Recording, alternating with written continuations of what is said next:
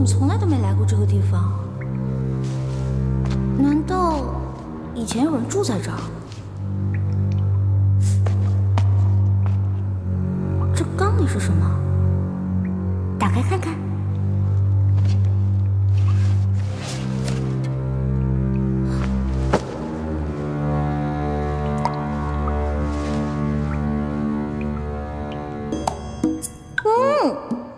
原来是野山葡萄酒啊！这还有野山葡萄酒呢。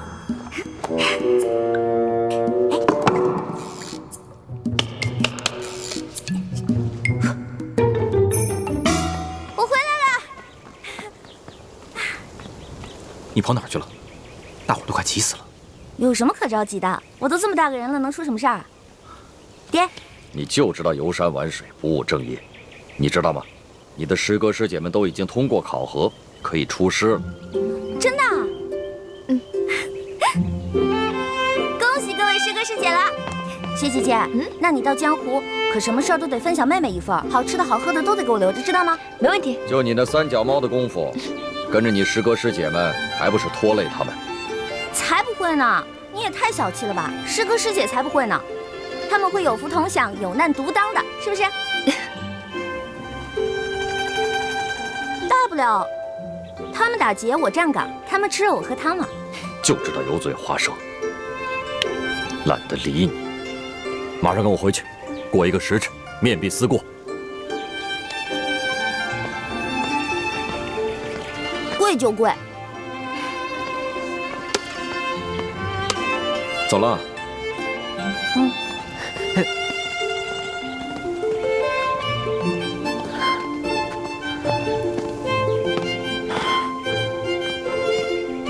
你要去山上玩了？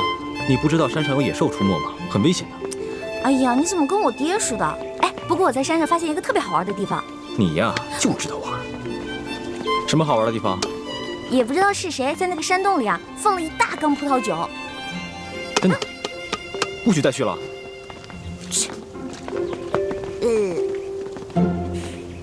徒儿参见各位师傅。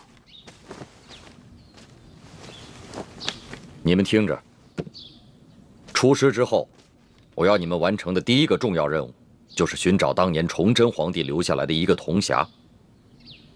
这个铜匣关系到我们联盟的一个绝顶机密。本来这个机密只有我一个人知道，但是现在是时候把它说出来了。你们一定要切记，每个人都要守口如瓶。徒儿明白。徒儿明白。当年崇祯皇帝自尽前几年，他就预感到大事不妙，所以提前做了准备。他把皇宫中还有国库中所有的金银财宝全都集中起来，命心腹之人藏在一个隐秘的地点，并制造了一张藏宝图。藏宝图？那我们找到了，是不是就发财啦？除了这些用以光复大明的财宝，崇祯皇帝还秘密筹建了3个基地。这第一个基地现在在台湾，由延平王郑经领导；2号基地就是咱们的明珠谷，由我和谷主陈胜男来领导。这第3个基地更隐秘，连我都不知晓。崇祯皇帝把这3个基地的资料，还有派遣到全国各地潜伏的大明义士名单，制作了一本小册子。晋王，那现在这个铜匣在何处啊？清军入关以后，这个铜匣很可能落到清军手中。不过，他们不知道铜匣的秘密。当年崇祯皇帝集结了大明王朝所有能工巧匠，为这个铜匣制造了3道机关。要想打开铜匣，必须有3把金钥匙同时插入，方能打开。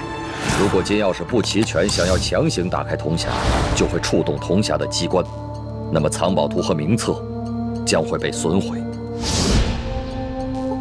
那这3把金钥匙，这3号金钥匙上面有翡翠饰物，是在台湾延平王郑经手中。这第2号金钥匙上有玛瑙饰物，本来是张献忠所得，后来落到了我的手上。这第1号金钥匙上有白玉饰物，当年由永历帝亲藏。当年我父皇被吴三桂所弑，那1号金钥匙应该落在了吴三桂的手中，只是不知道是否交给了清廷？此番你们出谷，有2项重要任务：第一是想尽一切办法找到铜匣和金钥匙；第二就是联系天下义士，挑起鳌拜跟康熙之间的矛盾，引发清廷内乱。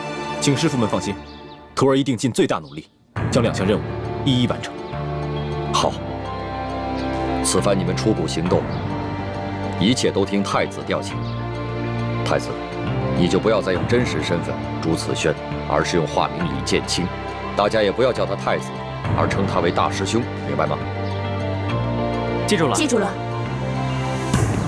2项任务都要先去京城，你们回去收拾一下，明天一早就出发。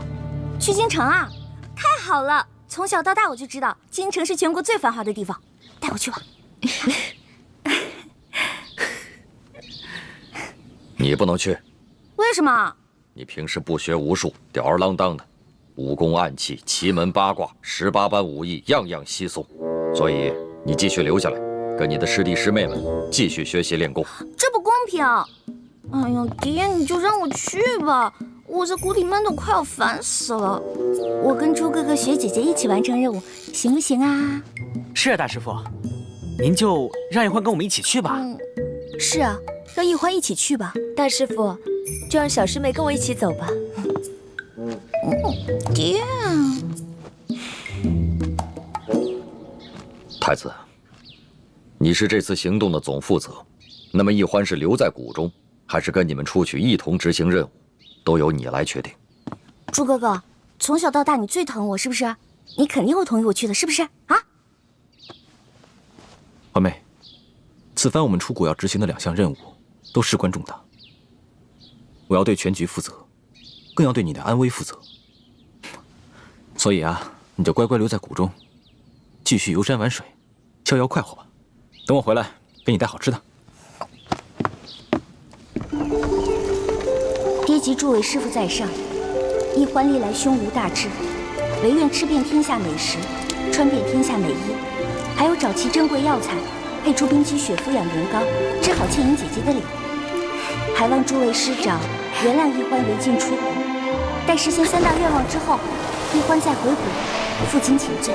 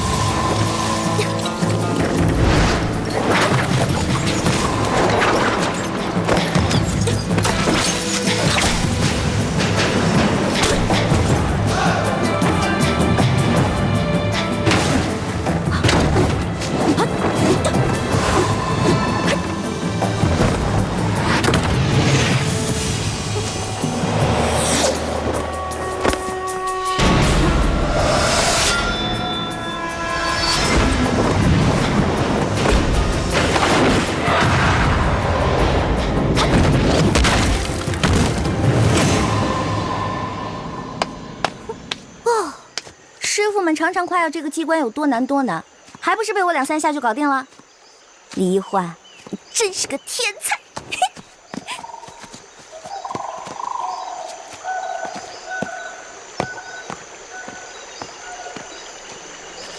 范先生，你立刻飞鸽传书给太子他们，告诉他们，一欢已经出谷，让他们务必保护好一欢。既然晋王担心公主的安全，为何还要故意简化机关，放她出谷呢？唉，晋王，7年前，当时我逼不得已，就自作主张，就把公主跟你儿子给调包了。7年前，我亲手射杀的女儿，竟然是我大明朝最后一个公主。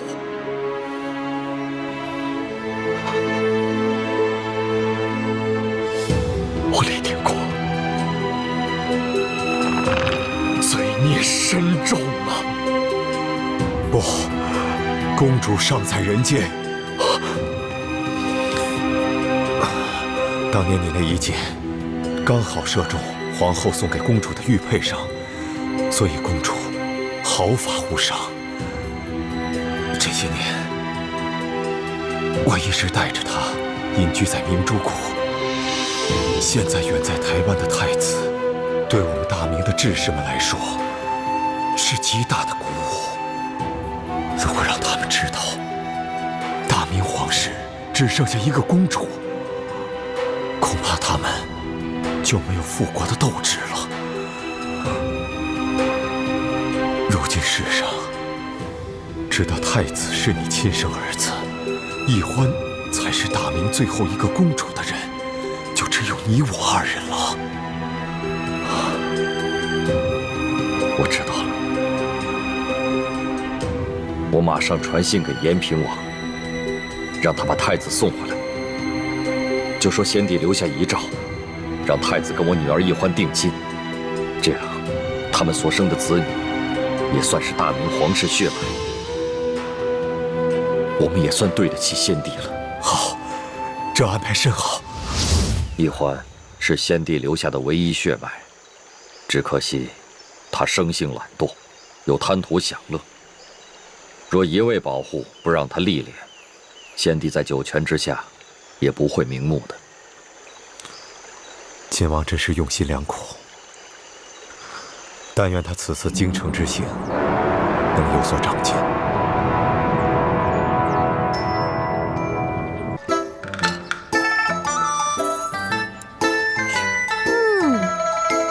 香，烤鸭来了。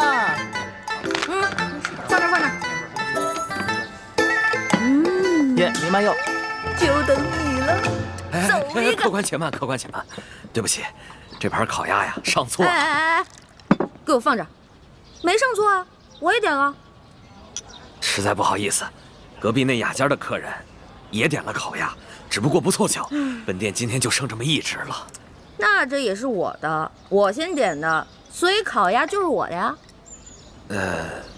客官您看这样，今天您的菜钱我给您老打个8折，另外再送您老2个好菜。呸！谁让你打折？小爷有的是钱，看到了吗？真金的，拿去拿去。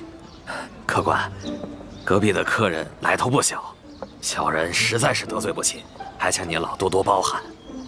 你才老呢，你才老呢！呸呸呸呸呸！这还天下第一酒楼呢，怎么吃个饭都这么势利啊？我不管啊，反正这鸭子就是我的。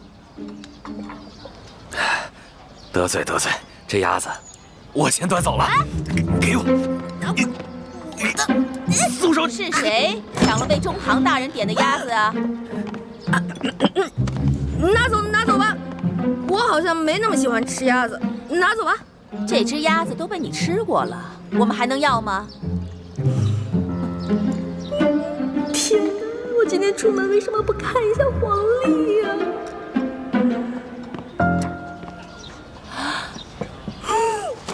是你？不是我，小丫头，上次在我春风院，你就已经被我识破一回了。老娘我阅人无数，就你这点小把戏，能瞒得过老娘的眼睛吗？想吃顿饭怎么就这么难呢？给我抓住他！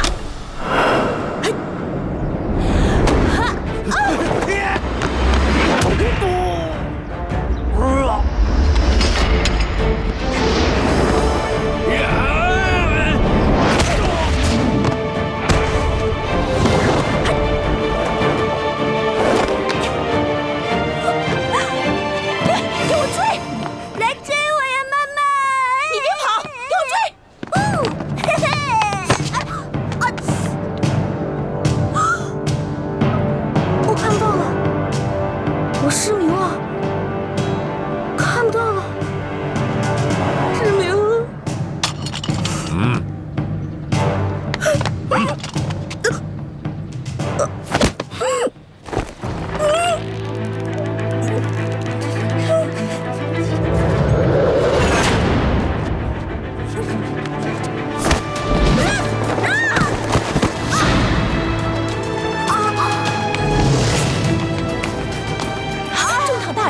还不快给我抓起来！哎，啊！救命啊！救命啊！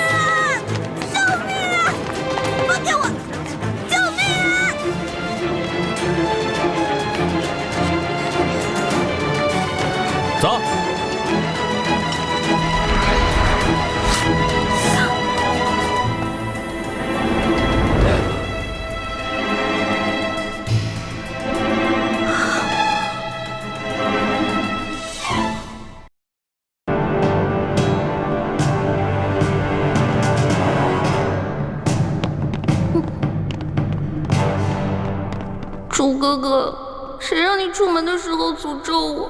现在我该怎么办啊？原来是个小丫头。刘妈妈，是和穆太大人一起离开春风院的那个姑娘，就是她。回中堂大人就是他。你别老这么盯着我看呀，盯得我心里直发毛。啊，冷静冷静，现在一定要冷静。大胆妖女，你把知府大人弄到哪儿去了？还不快从实招来！若有半句假话，我……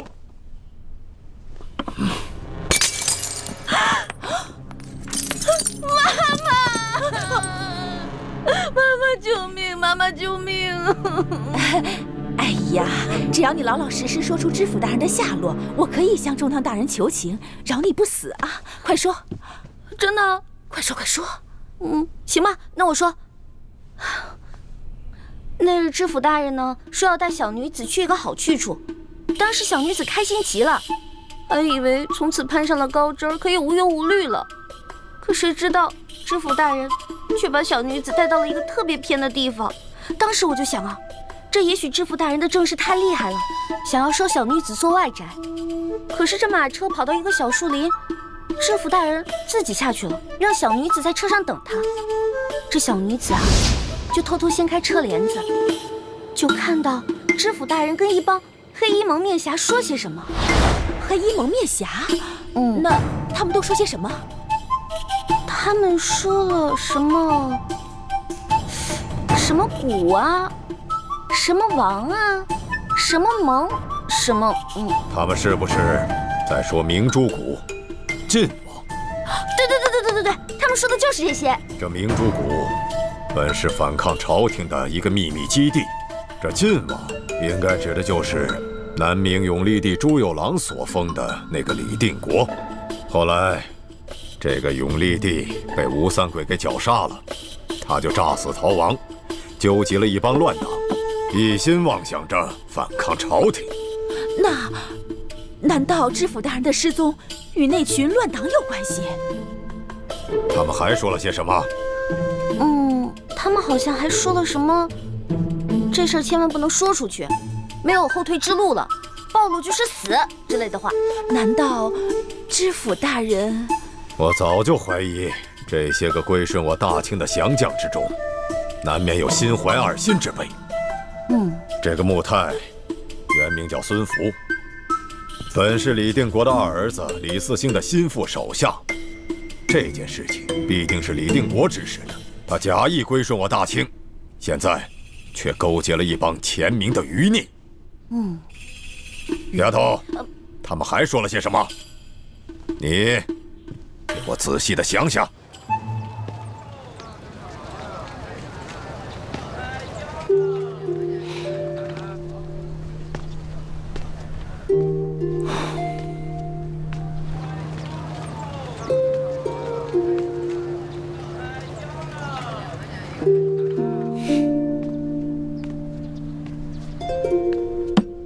他们都是一些零碎的只言片语，我也没听清楚，但是我听到了一个人的名字。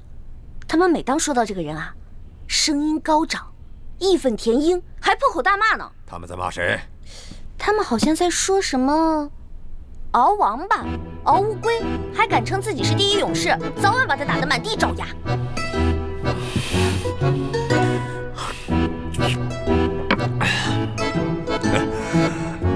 小丫头，你别害怕，你给我往下说。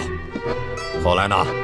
这后来啊，小女子就听明白了，好像是知府大人想带小女子去那个什么明珠谷，刚才说的明珠谷，但是那几个黑衣人呢，偏是不让，他们让知府大人把小女子给杀了。当时我怕极了，这个时候，知府大人旁边的卫队长直接把刀就给拔了出来。驾！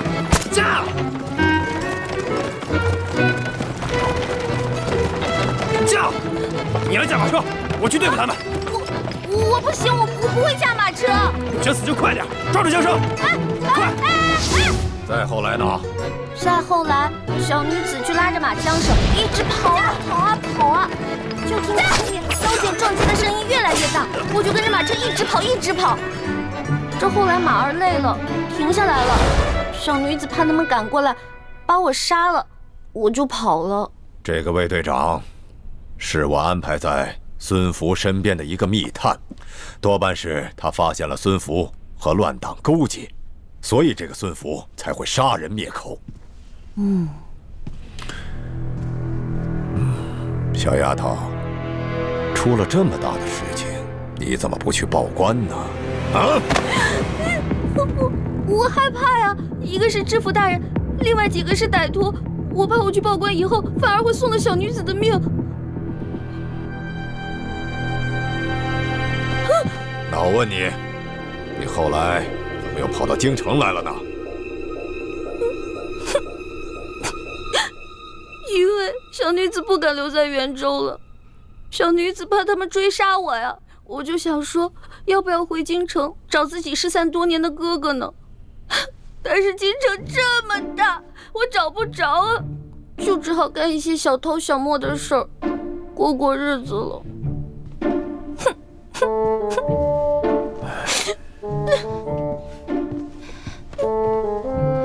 中堂大人，您说这丫头说的这番话可信吗？此事涉及到诸多复杂的背景和隐秘之事，绝非一个普通的小女贼所能够知晓。可是她又说的这番流畅，不像是临时编出来的谎言。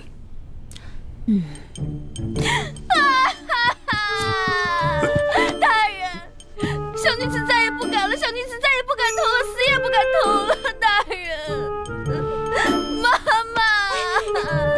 妈，帮我劝劝大人，别杀了小女子啊！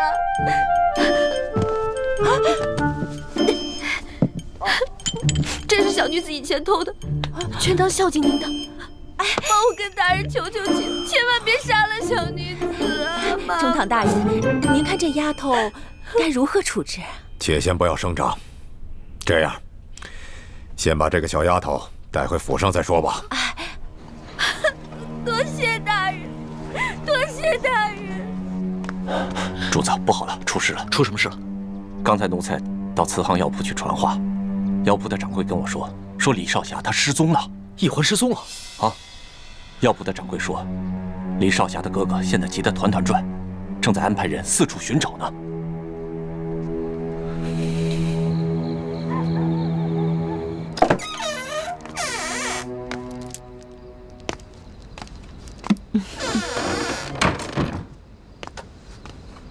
来吧。不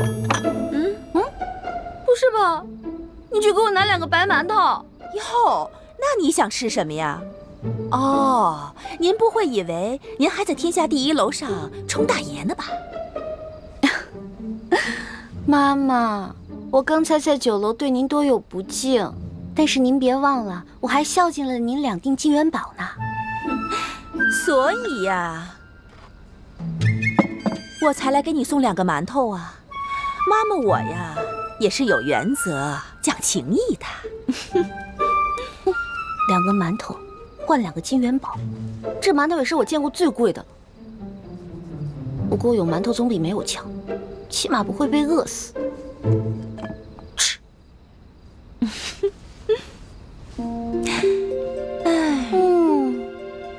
这些馒头里再加几片烤鸭，哇，那烤鸭的肥油在嘴里流淌着。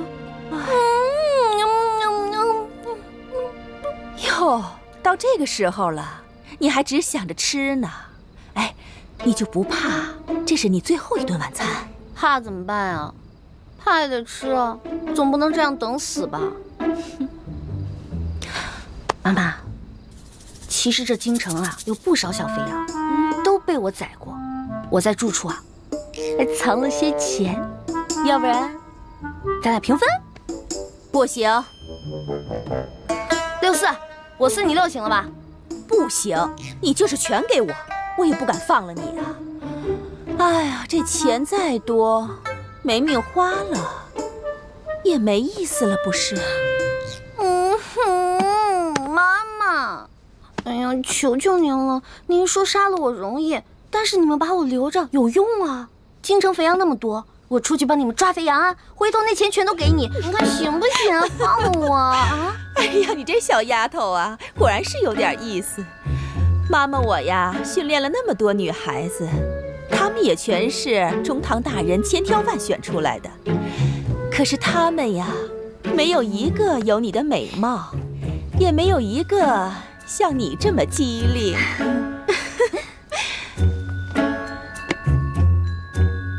所以妈妈，你这意思是可以放了我了？哎呦，我哪敢放了你呀！哎，不过妈妈我呀，也是有原则、讲情义的，也不能白生了你的金元宝，不是？我今天呀，就是来给你指条生路的。妈妈，请说。易姑娘那一番谎话，说的是声情并茂，丝毫没有破绽，居然连老奸巨猾的鳌拜都被她骗过去了。这鬼丫头仗着自己有点小聪明，就胆大包天。她虽然骗过了鳌拜，可是也被鳌拜带进了鳌府。鳌拜究竟会怎么处置她，还很难说。我们呀，在鳌拜府中也发展了内线，不过鳌拜不信任我们的人只能在外围当差。不过我已经吩咐下去，让他们想尽一切办法打探消息。鳌拜性情暴虐，易欢在他手里非常危险，我们必须尽快想办法救他出来。少主，龙三少爷那边差人来问，可救出易欢少侠了，是不是需要什么协助之处？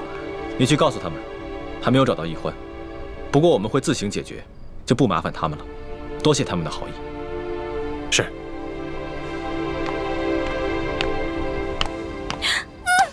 妈妈，你选对人了。看我，大杏仁眼，大双眼皮儿，大美女，而且关键是我肤白发黑，大长腿，娇俏可爱，大美人儿。你选我真是选对了，我是万里挑一的美人儿啊！这么说，你答应了？怎么，你不答应？这中堂大人可不缺钱，他缺的只有美女。这也是你最后一次机会了。那能不能先给我上一盘烤鸭，再来一壶桂花酿啊？我得吃饱肚子才有思考的余地嘛。唉，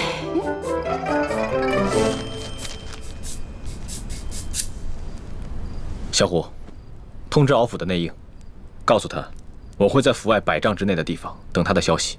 一旦鳌拜要杀易欢，让他立刻发出信号。少盟主的意思是，万一鳌拜要杀易姑娘，您就亲自冲进去救她。鳌府戒备森严，少盟主的身份非比寻常，千万不可冲动。不到万不得已，我自不会冒险。不过如果鳌拜真的要杀易欢，我也顾不了那么多了。少盟主对易姑娘情深意重，只可惜她还懵懵懂懂，不知珍惜，反倒给您惹麻烦。易欢不是有意的，我不怪他。你快打探消息吧，我也要召集人手，做好随时闯府救人的准备。属下遵命。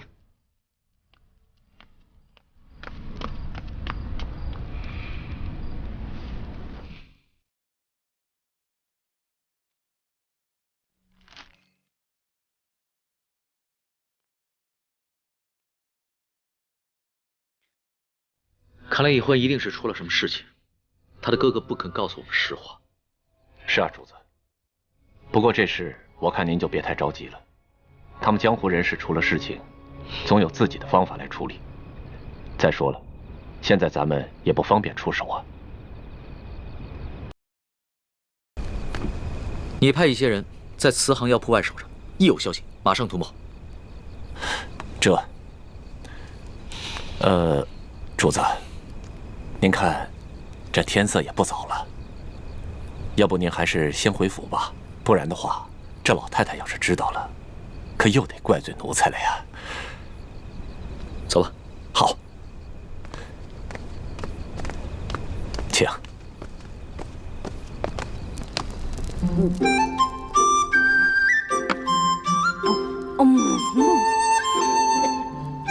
呀，您这整只烤鸭都吃完了，还没考虑好呢。好了好了，带我去梳洗打扮，我要去见中堂大人。就知道你是个机灵的丫头。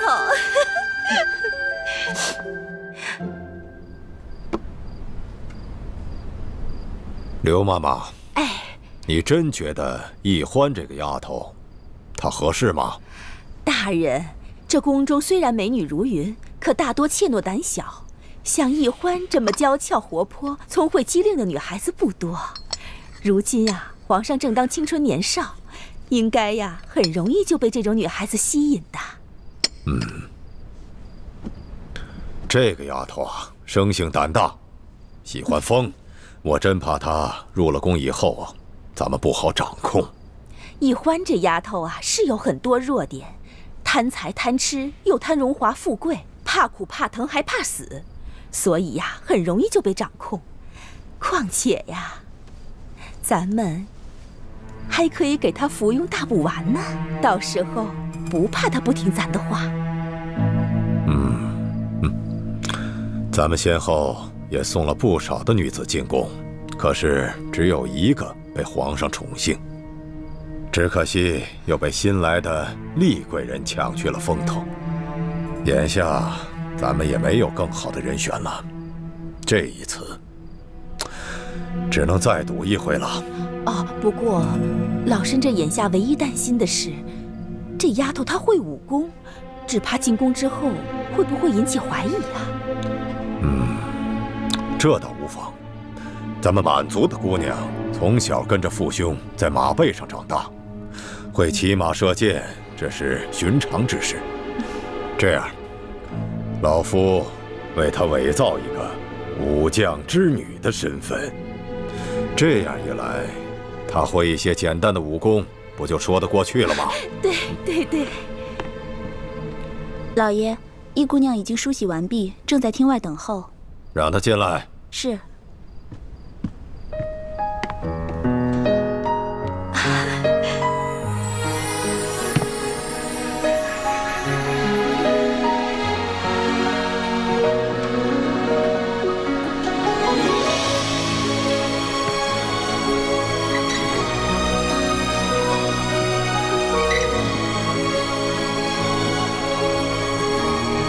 小女子拜见中堂大人。好，谢谢中堂大人不杀之恩。易欢，你是否真心愿意为老夫所用啊？小女子誓死效忠大人。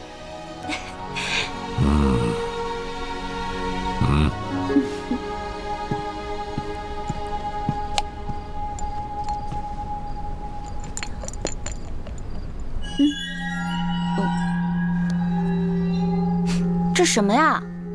香香的。这是大补丸，吃了它可以让你的肌肤如玉，永葆青春。真的？当然是真的。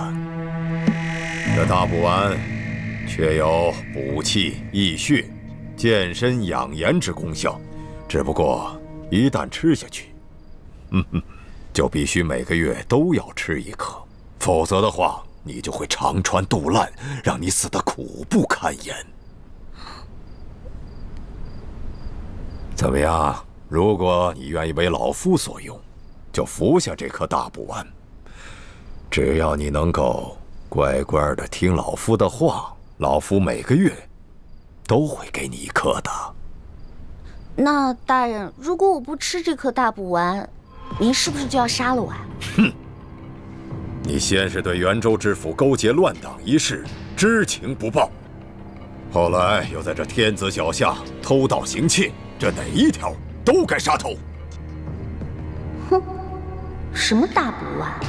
不就是慢性毒药断肠散吗？本姑娘10岁的时候就会配，也会解了。我现在这副害怕为难的样子，不过就是为了麻痹你这个大坏蛋。哎呀，我说丫头啊，你可是聪明人，吃下这个大补丸，从此荣华富贵享之不尽。你要是不吃啊，你这个小脑袋马上就搬家了。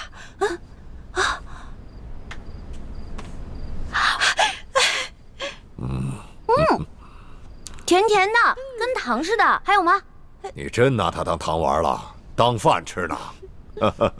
您看你，我不吃的时候吧，喊打喊杀的。我说再吃几颗，你又舍不得。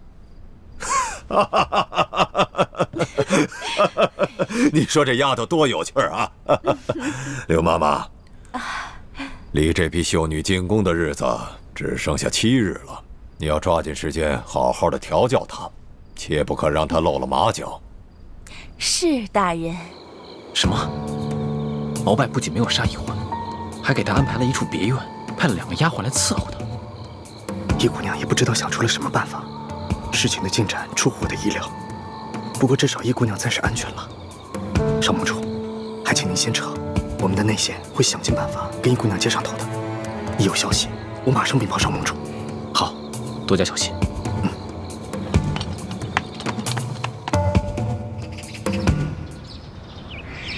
中堂大人，玉欢这丫头果然是极聪明，学什么一点就通。可她就是不肯用心学呀。我也都测试过了，不管这琴棋书画还是女工歌舞，这都是略会一点，却样样都稀松。大人，这离进宫的日子只剩下不到5日了，这老身再怎么细心调教，也都来不及了。妈妈，大人，这也不能怪小女子啊。小女子12岁那年，父母便双亡，唯一的哥哥还跟小女子走散了。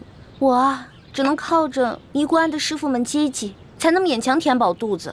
这哪有什么机会去学什么琴棋书画、歌舞女工啊？可这女子应会的技艺，你样样稀松，这怎么才能够引起皇上的注意，讨得皇上的欢心呢？如果说女子必须才艺出众才能引起皇上的注意，那之前妈妈培养的美女们个个才艺出众，可不也是没成功吗？如何讨得男人们的欢心？刘妈妈她最有经验，她培养出来的美女，个个都能让男人们神魂颠倒。只可惜皇上他年少，情窦未开，再加上这后宫美女众多，没能引起皇上的注意，所以他们才未能大展身手嘛。哎，这您就说对了。要想引起皇上的注意，光靠才能和技艺非常好是不行的，是要动脑子想办法的。我说的对不对啊，妈妈？哦，那你告诉老夫，如何才能引起皇上的注意呢？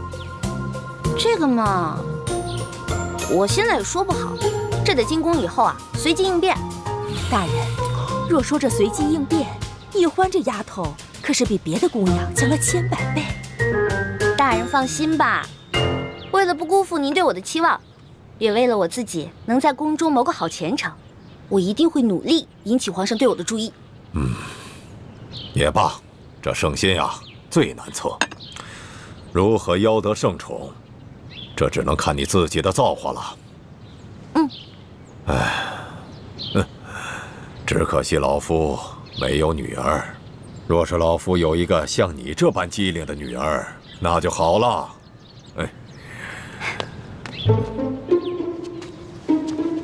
依父在上，干女儿给您磕头了。老夫不过是随口一说，你怎么就认起干亲来了呢？哎呀，我说你这个丫头啊，你可真会顺着杆往上爬呀！好，老夫就认了你这个干女儿。快起来吧。哎，谢义父。对了，义父有件事情必须要提醒你，我们这门干亲只能私下里认，等你进了宫以后，千万不能让其他人知道。若是皇上知道了你是老夫安排的人，那对你对老夫都不会是好事情。义父您放心吧，女儿我呀不会乱说话的。你真是长了个七窍玲珑心呐！好，既然你认老夫做了义父，那作为义父就得有所表示。义父送你一件礼物。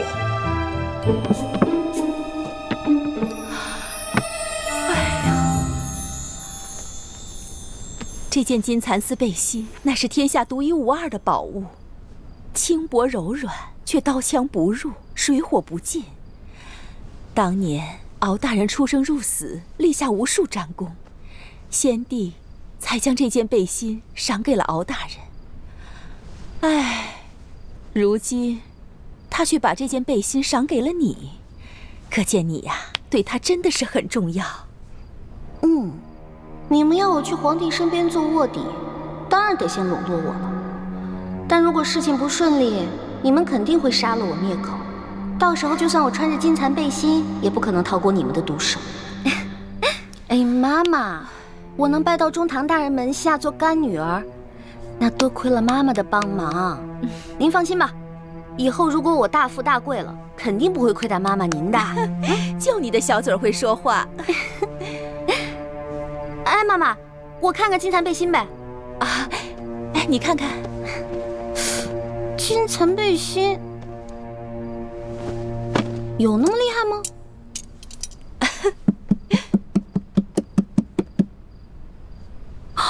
哇，真的都没破哎！妈妈，你快帮我收好，快！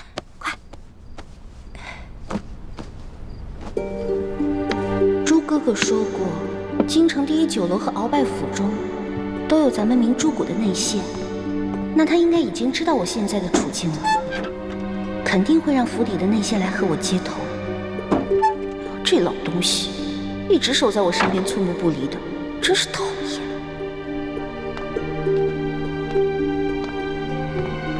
这都是吃的？是的。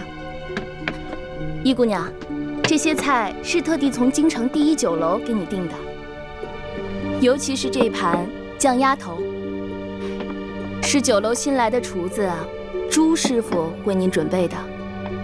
朱师傅说了，姑娘品尝过后，有什么需要改进的，朱师傅会尽量满足您的要求的。我知道了，你先下去吧，记得再给我拿一壶桂花酿过来。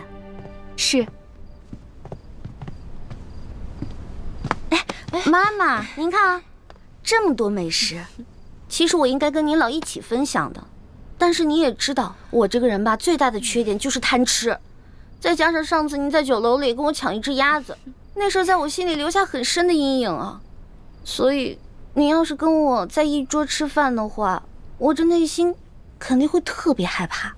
要不然您就先放心，我不会跟你抢吃的，我自己回房间吃。哦，不过，待会儿吃过晚饭之后啊，我要陪你一起同床共眠。这同床共眠就算了吧，我从小到大都没跟人同床共眠过，而且这同床共眠，我看着您这张老漂亮的脸，我睡不着啊。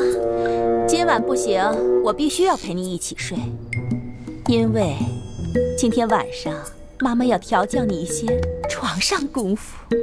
哎呀，只有这样，皇上召你侍寝之后，才会被你迷得神魂颠倒。你现在害羞啊，等将来进了宫，得到了皇上的圣宠，你还要感激妈妈的调教之恩呢。行，我谢谢你妈妈。你别说了，你赶紧走吧。你走吧，你说的我都凶死了。快回去吃饭吧。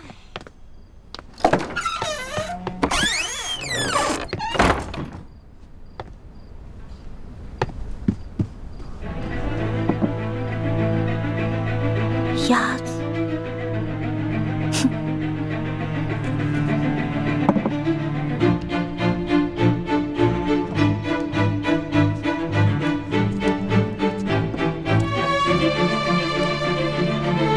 已安排内线救你。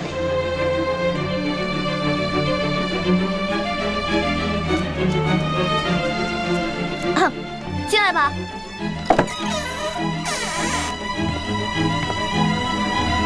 易姑娘，您要的桂花酿。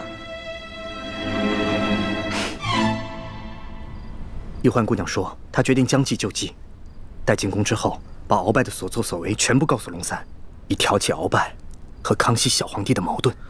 易欢虽然口口声声反对我们光复大明，但一旦有机会，还是会奋不顾身地帮助我。玉欢姑娘还说，鳌拜对她不太信任，正在满京城查找她失散的哥哥。为了不让鳌拜起疑心，还请少盟主做好准备，配合他演好这出兄妹相认的戏码。知道了。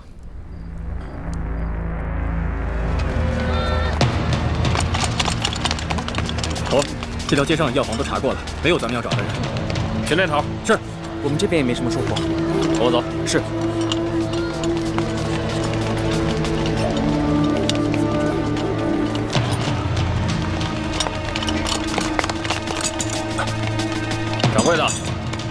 怎么了，各位军爷？有什么事儿吗？你这儿可有一个叫李建清的年轻的郎中？有，不过正在给病人看病呢。军爷，你就是李建清？正是。好了，怎么，军爷想要看病吗？蜀中人士。是。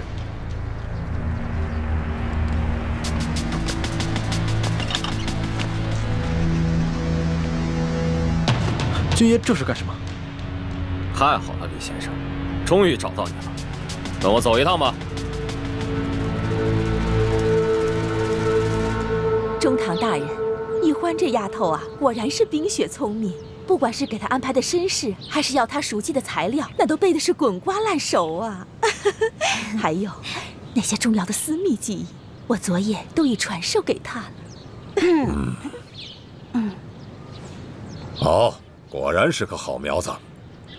易欢啊，再有3日你就该入宫了，你可要好好的准备。你入了宫以后，老夫就不能安排人照顾你了，以免他人怀疑你是老夫安排的人。至于你是否能避开后宫那些复杂的算计，能否引起皇上的注意，邀得圣宠，这一切就得全靠你自己了。义父，您放心吧，我一定不会辜负您对我的期望的。好，今天义父还要送你一件礼物，相信你一定会开心的。什么礼物啊？你看看谁来了？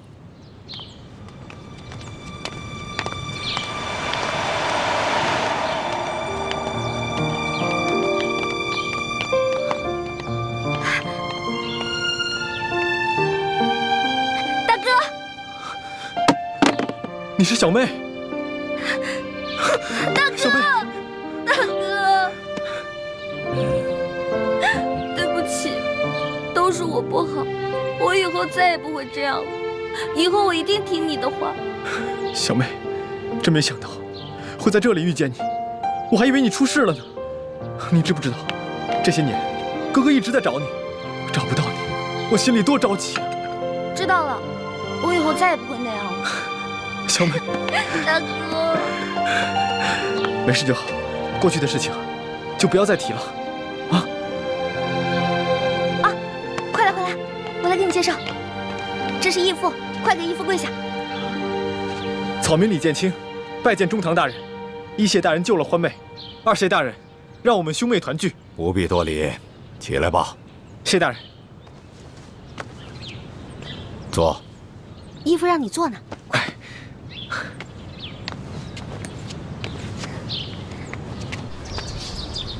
主子，有李少侠的消息了。怎么样？他可安好？安全，只是落在了鳌拜的手里。鳌拜？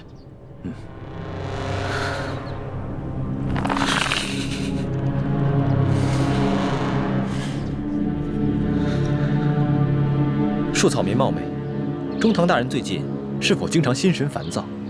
是否无论何种美食，都是食之无味，难以下咽？你怎么知道？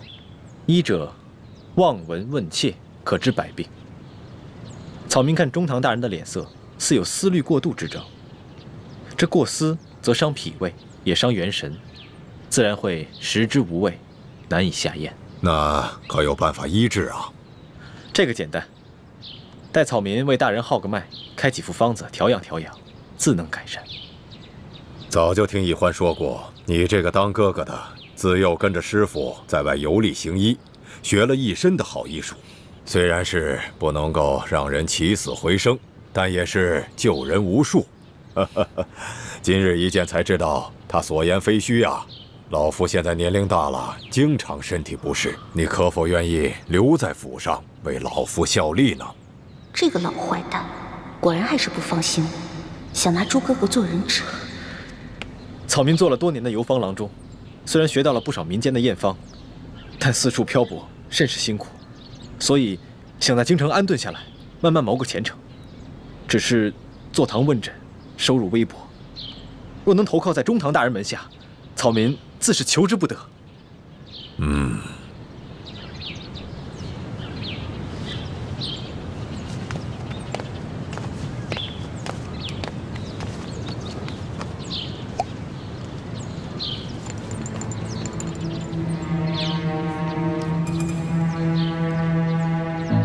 这是老夫府上特制的大补丸，你如若真心投靠在老夫的门下，那你就和你妹妹一样，服下一颗吧。以后每个月我都会按时给你们兄妹2人送上一颗大补丸。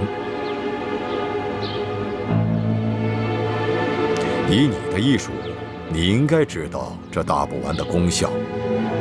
但若是你不肯服下这颗大补丸，那老夫又该如何敢放心的去栽培你？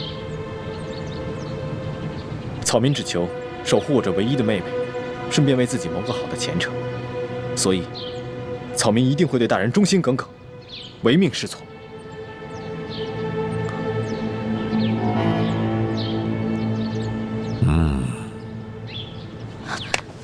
义父，女儿还有一事相求，希望义父可以答应。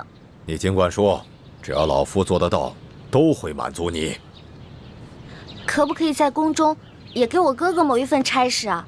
因为这样我们2个既可以互相照顾对方，而且不用经过他人之嘴传给您宫中什么事儿啊，直接让我哥哥来跟您说，既方便又安全。您觉得呢？这个主意不错。眼下就有一个绝好的机会，宫中的太医院本月之中就有一个老病告退，一个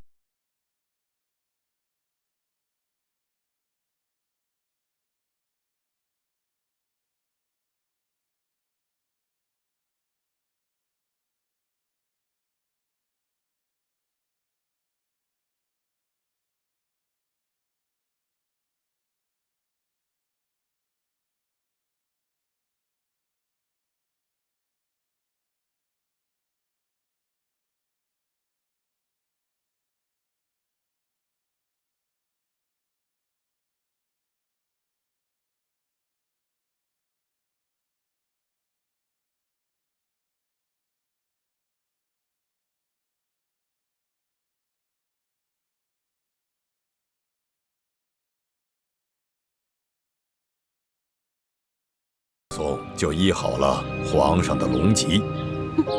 老坏蛋，你是想查出谁解了你给皇上下的毒吧？草民明白，草民一定会多加留意，有什么情况马上向大人汇报。鳌拜逼着李易欢服下了大补丸，说什么要把他送到宫里去，给他做密探。大补丸？对，李建清说了，这大补丸是鳌拜独门秘制的毒药。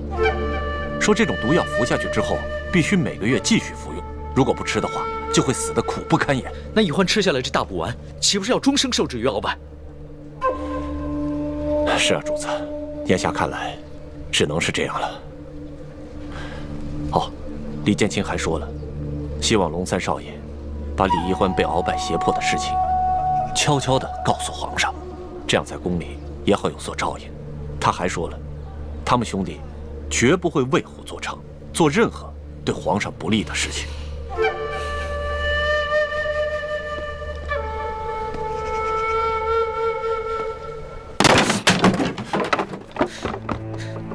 主子，您息怒啊！这个鳌拜越发的胆大妄为了。这样，你回去告诉李建清，就说我会尽快禀明皇上，在宫里对易欢多加照拂。好，还有，皇上会尽快的去找鳌拜，为易欢拿到解药，让他放心吧。这。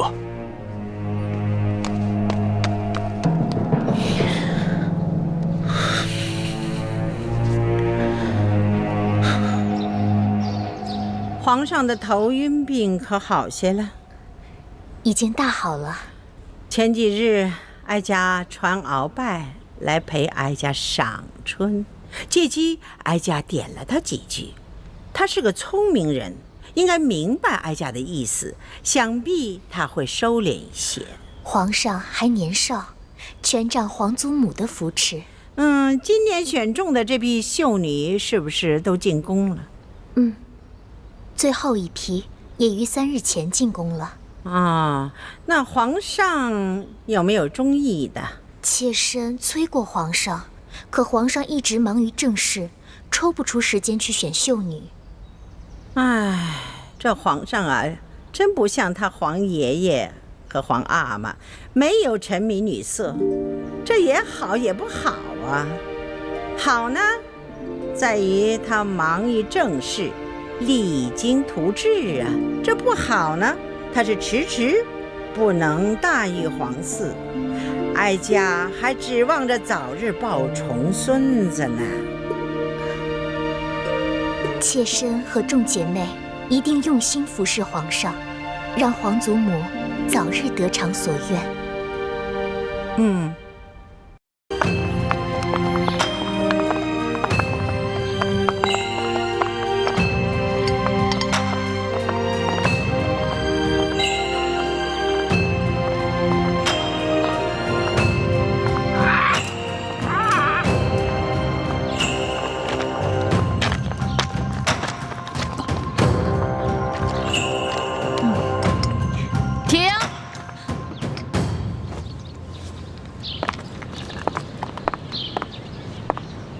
走路的时候呢，手不能抬得太高，也不能放得太低，要恰到好处，这是规矩，知道了吗？知道了。继续吧。等一下，刘嬷嬷，我们这都练了2个时辰了，这早就过了饭点了。我们现在又累又渴的，能不能让我们先吃点东西啊？不可以。什么时候你们练好了，我觉得合格了才能休息。继续走吧。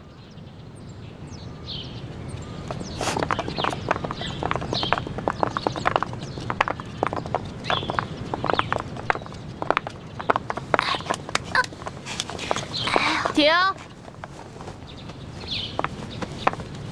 易欢，谁让你坐下的？刘嬷嬷。我的脚破皮了，我走不动了。那你也先向本嬷嬷请示啊，怎么能擅自休息呢？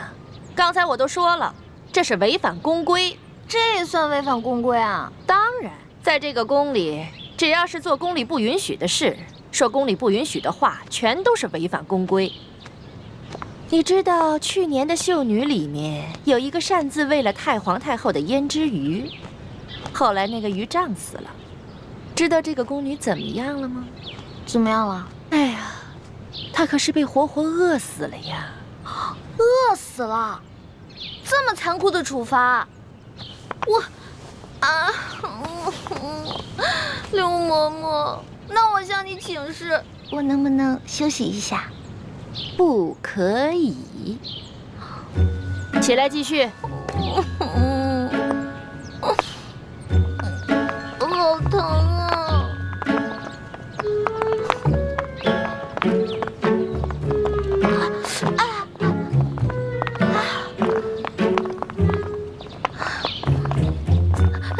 刘嬷嬷，怎么了？我脑袋痒痒，能不能挠挠啊？准。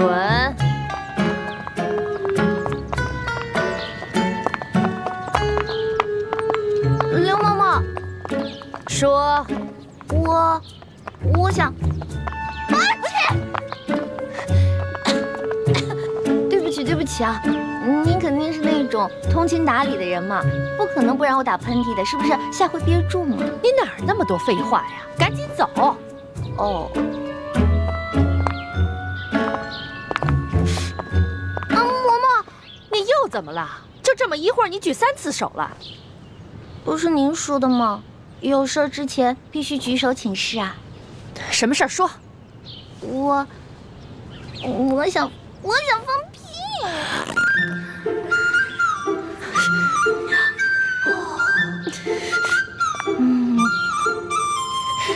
嘿，你个小丫头，我算弄明白了，你这是存心跟我抬杠呢吧？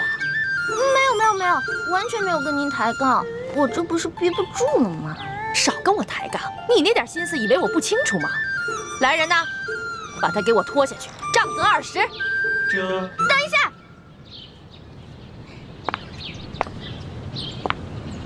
刘嬷嬷，您可知道吏部尚书丁大人啊？我当然知道啊。那您可知道他是谁的干儿子啊？中堂大人。你的，哎呀，小响鼓不用重锤吧？有些话不必说得太透吧？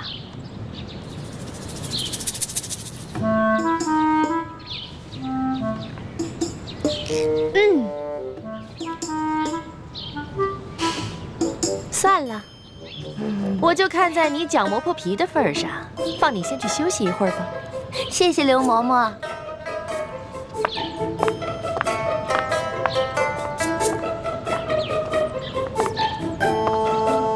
继续练呐。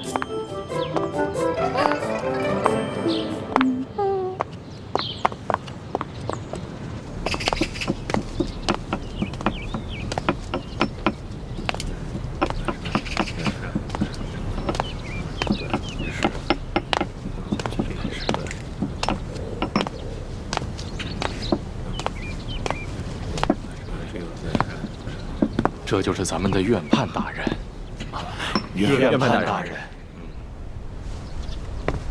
你就是新来的李太医。晚辈李建清，望院判大人多多关照。这年纪轻轻就能到这太医院来当值，想必一定有过人之处吧？这些灵芝呢，有10年生的、20年生的、30年生的、100年生的。药工们在晾晒灵芝的时候，突然下雨了，他们慌慌张张地抢收，把一些灵芝混在一起了。不知李太医可否3日之内将这些灵芝按年份分开，以便配药之用啊？3天时间，恐怕不合适吧？那你需要多长时间呢？1炷香。1炷香，这也太高了。这怎么可能？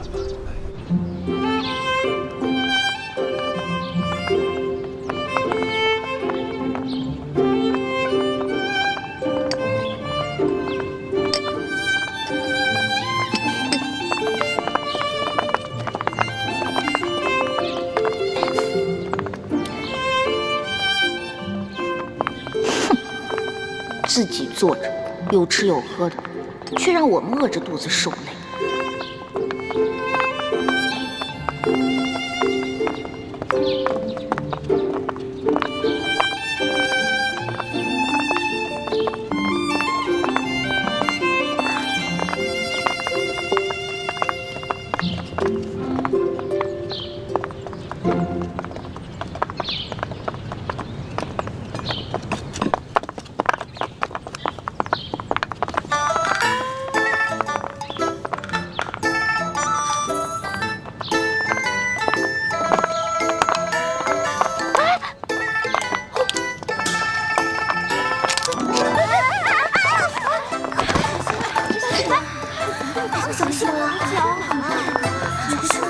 没事吧？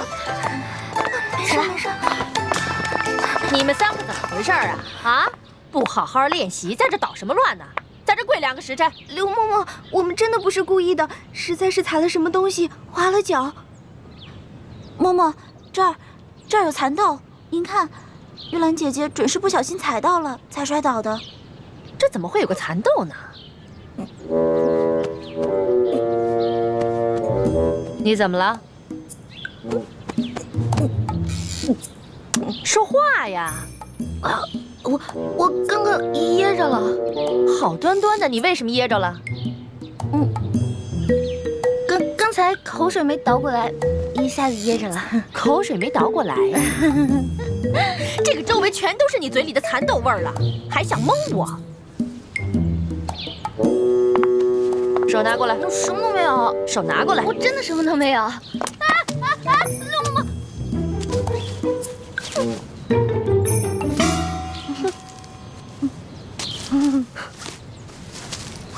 哼，你还想抵赖吗？看来我不给你点教训，你是真不知道什么是公规呀。来人呐，等一下。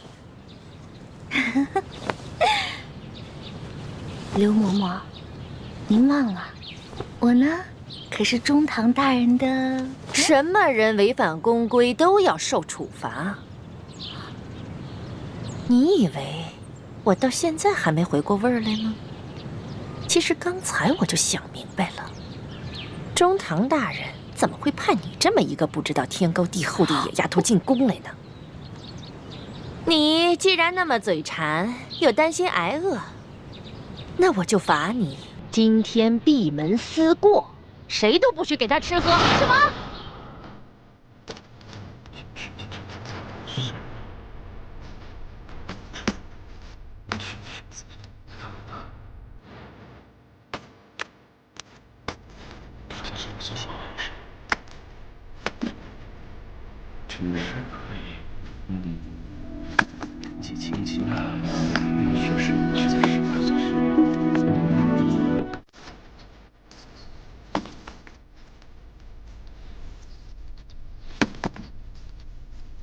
灵芝它可以算都这惊了。宣判大人，晚辈已将灵芝分好，请大人检视。对呀，确实啊，这不是一件容易的事情呀。年纪轻轻，有如此造诣，实属不简单呐。晚辈不过是班门弄斧，日后还要仰仗大人多多关照。好，有真才实学，不骄傲。李太医前途不可限量啊！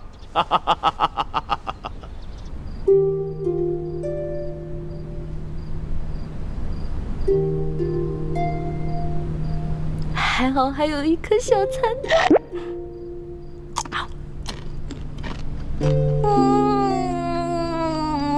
好好吃。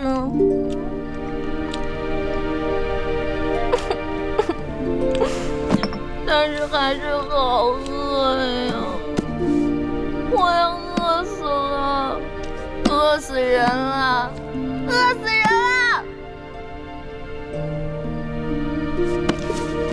喝点水顶顶饱吧。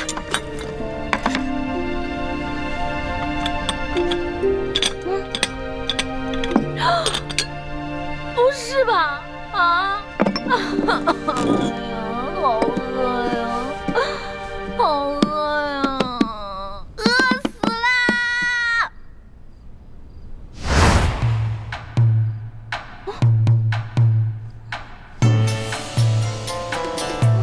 好呀。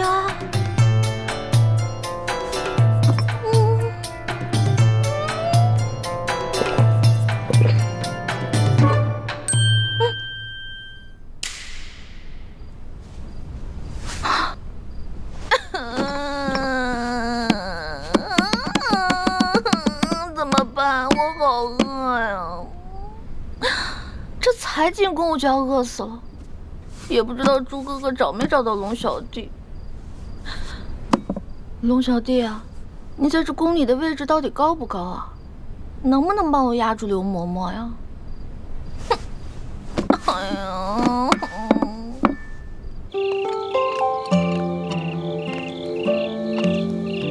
大哥，大哥。大哥，大哥，大哥，不是约好了在这见面的吗？人呢？会不会是刚进宫找不到路啊？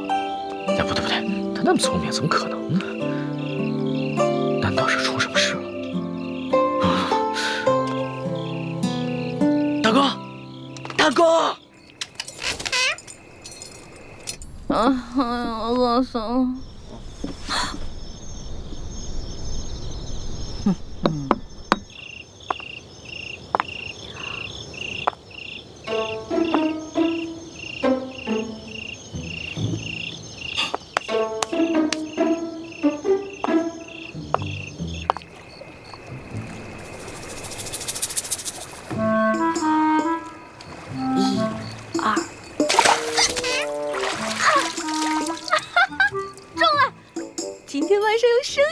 吃了，耶！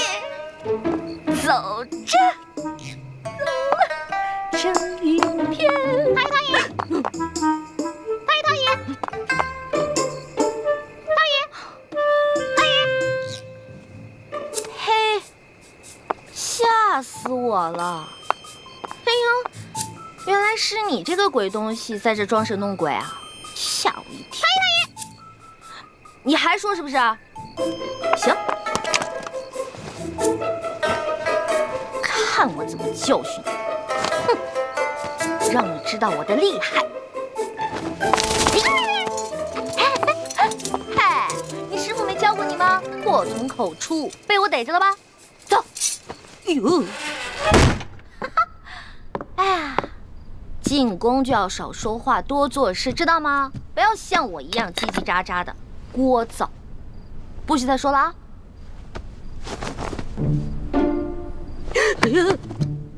喂，不是吧？我没杀你啊！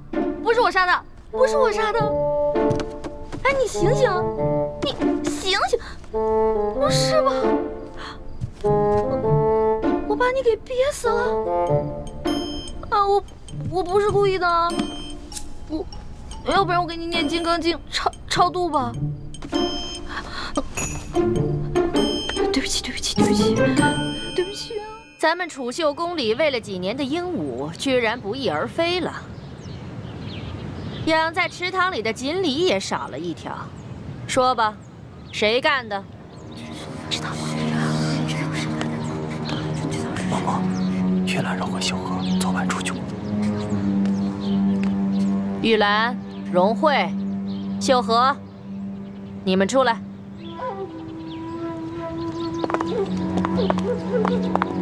昨天晚上，有人看见你们离开住处出去了，去哪儿了？